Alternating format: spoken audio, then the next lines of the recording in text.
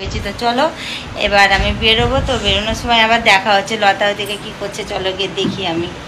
তো এই হয়েছে তো মিষ্টু, এই যে আমার ব্যাগ আর আমি রেডি হয়ে গেছি আমি।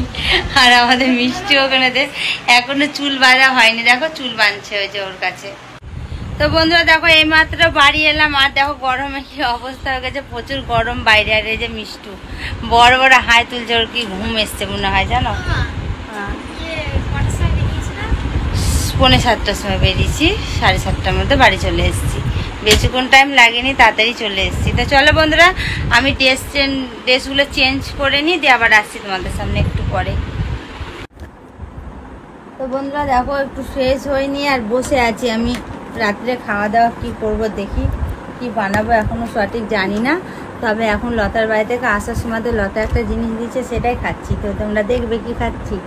এটা লতাদের গাছের আর কি। এই দেখো কি বলো তো এটা, এটা হলো কাঁঠাল। এই যে কাঁঠাল খেতে বসেছি। আর এই যে কাঁঠালের এই দানাগুলো দেখছো না, এই বিচিগুলো, এগুলো ভাজা খেতে আর পুরা খেতে খুব ভালো লাগে।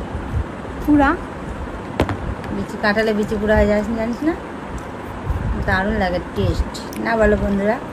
কাঁঠাল এখন খাচ্ছি বসে বসে। কাঁঠালটা বেশ ভালো খেতে, শক্ত কত সুন্দর, মানে এক একটা কাঁঠাল গলা হয় না, কেমন প্যাকপ্যাকানি করে, ভাল লাগে না। এটা ভালো।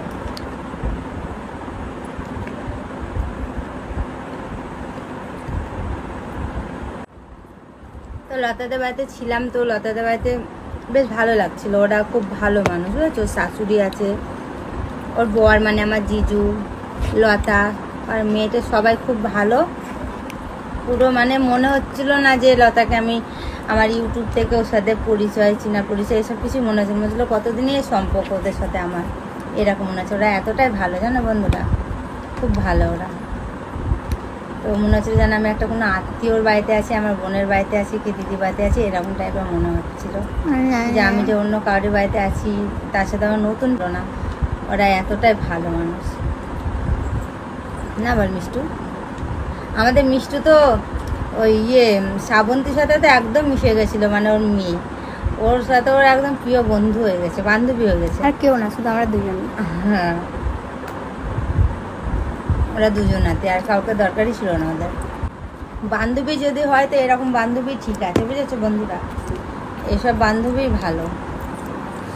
তো চলো বন্ধুরা আমি এবার কাঁঠালটা খাবো, কাঁঠালটা খেয়ে, আর আমাদের মিষ্টু আজকে রান্না করবে। আমি আসার সময় চিকেন কিনে নিয়েছি, চিকেনটা আজকে না, ওটা কালকে রান্না হবে, ফ্রিজে রেখে দেবো আর কি।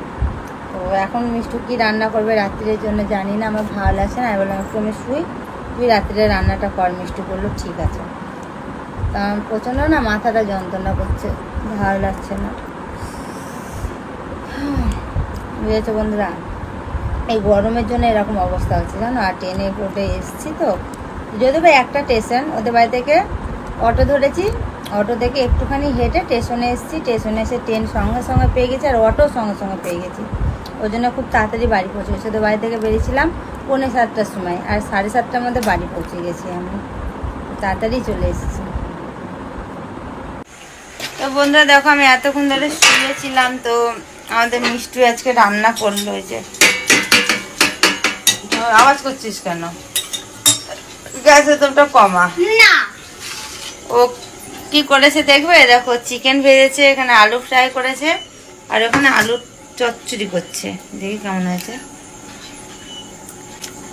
চিকেন ভিজে রেখেছিস?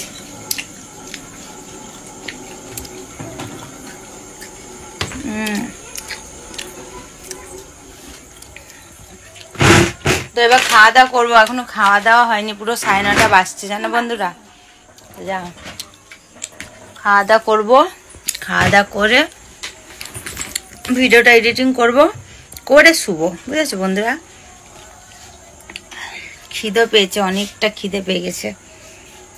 তো হ্যালো বন্ধুরা, তো দেখো খাওয়া দাওয়া করে চলে এসেছি। তো এবার চলো ঘুমাবো।